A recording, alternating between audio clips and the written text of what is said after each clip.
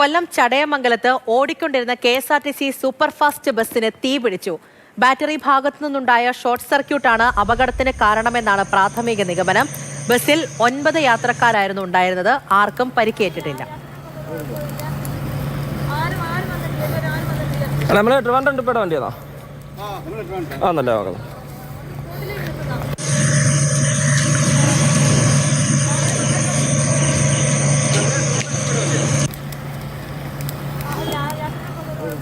കണ്ണൻ നായർ വിവരങ്ങളുമായി ചേരുന്നുണ്ട്. Kannan, good morning.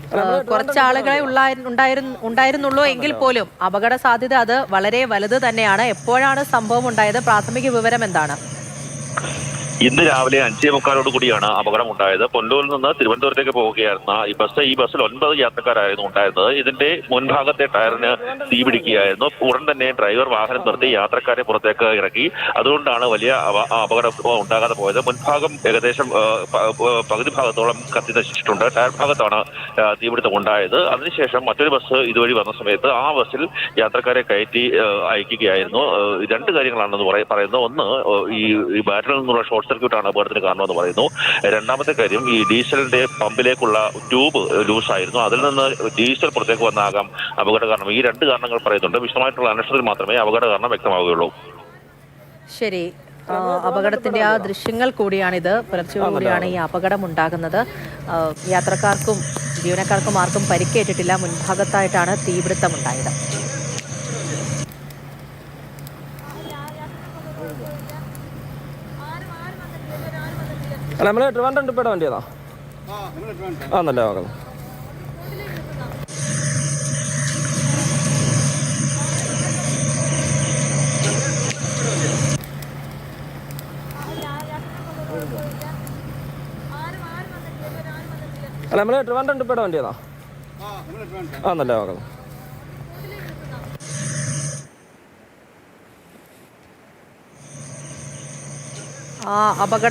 അപകട സമയത്തെയും അതിനുശേഷമുള്ള ദൃശ്യങ്ങൾ കൂടിയാണ്. എന്തായാലും യാത്രക്കാർ ഉടൻ തന്നെ പുറത്തിറങ്ങിയത് കൊണ്ടാണ് എല്ലാവരും രക്ഷപ്പെട്ടത്. കാരണം വലിയൊരു അപകടം തന്നെയാണ് സംഭവിച്ചത്. എന്തായാലും ഈ ബാറ്ററി ഭാഗത്തു നിന്നുള്ള ഷോർട്ട് സർക്യൂട്ടാണ് അപകടത്തിന് കാരണം എന്നുള്ളതാണ് പ്രാഥമിക നിഗമനം.